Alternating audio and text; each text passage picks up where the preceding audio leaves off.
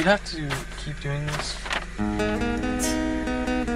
Yeah, I have to document our death so they can find our murderers. I blame you for my death. Oh my god, I just heard a banjo. That's what we were on. What? The Blue Roads. Honey, the Blue Road is a river. Yeah, the river starts at that street and goes to that street, and that's it. Those are not rivers. Where are you looking? Where's the key of the legend? Oh, this is gonna be a long night.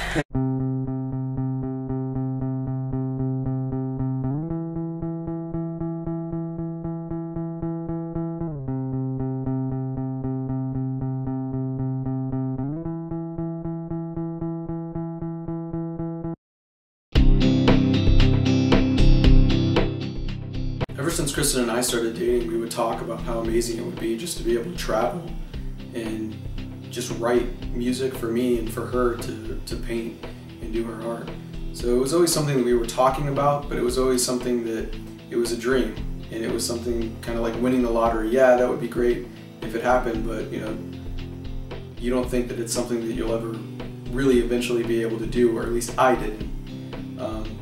So it kind of snowballed and evolved from there, and it really happened to where one night we would play cards after work, and we would make little wagers, like if I win, we're watching the show I want to watch tonight, or if you lose, you have to do the dishes. And she basically said, okay, if I win, we set a date to set out on the Nomadic Project and really go for this. And I said half-heartedly, kind of like, okay, sure, thinking I was going to win probably again anyway that night. But she won, and she held me to it. And we put our house up on the market on a Tuesday, and it was sold on a Wednesday. So I really thought I had more time to kind of prepare for this journey and kind of wrap my head around it a little bit more, but we didn't.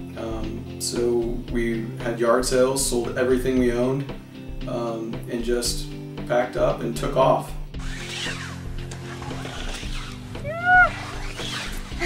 Deep in mud. Tight fit, huh? Yeah, especially with this big jacket. I made it. That was surprising.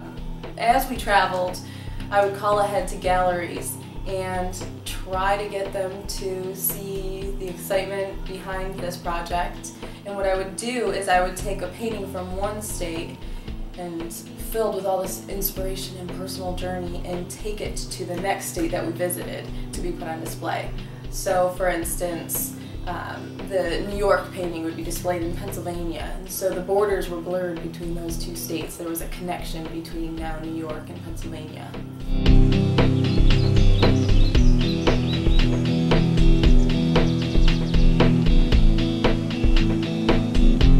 Well, one of the things that I think it's hard for people to understand about the Nomadic Project is that we weren't just traveling. A lot of people go on sabbaticals and road trips, but we also, because we had this vision to unite the country through art, we were working also, and working on the road, in a car, in just unpredictable conditions. This is how I set up the print shop.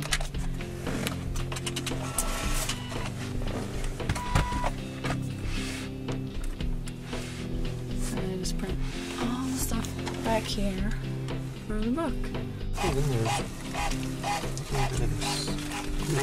Just another day at the office. There's my assistant working on his burrito.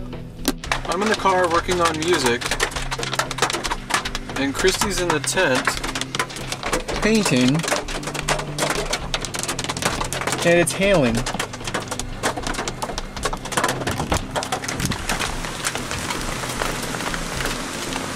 Chris, it's hailing and it's sunny out. This isn't right.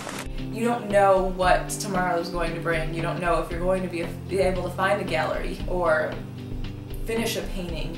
So a lot of the struggle for me was getting the paintings done and also finding a place for them to be displayed. Because it was kind of an oddball concept to call up a gallery and say, hey, will you display this one piece of art for the rest of our travels. Alright, I'm calling Michael Laley at the Whistler House Museum. They're interested in possibly carrying the main painting, but he told me to give him a call today and we'd talk about the project. So I don't know if it's a sure thing or not, but we're going to give him a call. They're in Lowell, Massachusetts.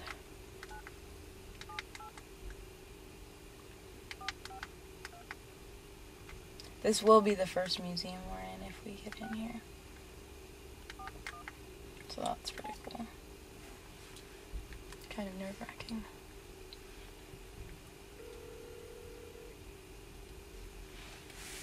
Good afternoon, what's on the museum? Hi, this is Kristen Abraham. Is this Michael? Yes, it is. Hi, I'm calling from the Nomadic Project. I just wanted to give you a call. Oh. Good. Good, very good. When you said the name, I was thinking, I know that name. It's very familiar. Yeah, that's me. Great. The project sounds really wonderful.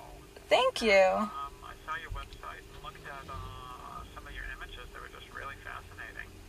Great. Well, I'm glad. I'm excited. I mean, the Whistler House is a pretty great place. So, I mean, if we can add it to the project, that'd be amazing. I think some of the toughest things that we had to overcome, I mean, for one, a car accident when we were in Tucson, Arizona. This is where we got into an accident. This kid right here came around the corner too fast. Couldn't make it around this wet corner and hit us on this driver's side. Our vehicle that we are living and working out of is now out of commission, and dealing with insurance companies and trying to get to them to understand that we got to keep moving on because we have a goal here and we have galleries that have already committed to this concept, and so we need to finish it and we need to keep moving on. It's something that we really had to get creative with and really convince people that, you know, we aren't just out here as hippies just going across the country. There were a couple times that we actually, me specifically, felt like just giving up, and I was tired and unshowered and the paintings were just not coming out the way I necessarily had envisioned them to be. When we were in Missouri, we had the hardest time in St. Louis trying to find a gallery to display the Kentucky painting. And after just rejection and rejection, I broke down in the car, and I remember Alfonso just telling me, we can do this, we can finish this. Hey, come here. Come here. I mean, everyone around us, our family and friends, just thought we were crazy. I mean, to be newly married, we had been married for about 2 years. We both had jobs. I was doing tech support for Apple. She was doing teaching. And so you're kind of set in your ways, and you're doing what everybody thinks that you're supposed to be doing. You're married, you have a house, you have a car, you have cars, and you're just going through these stages in life. And for us, it was kind of like, not yet. We don't want to just settle down and live a monotonous life like that. Because for me, I had lived in the same place my entire life. I had never lived anywhere else.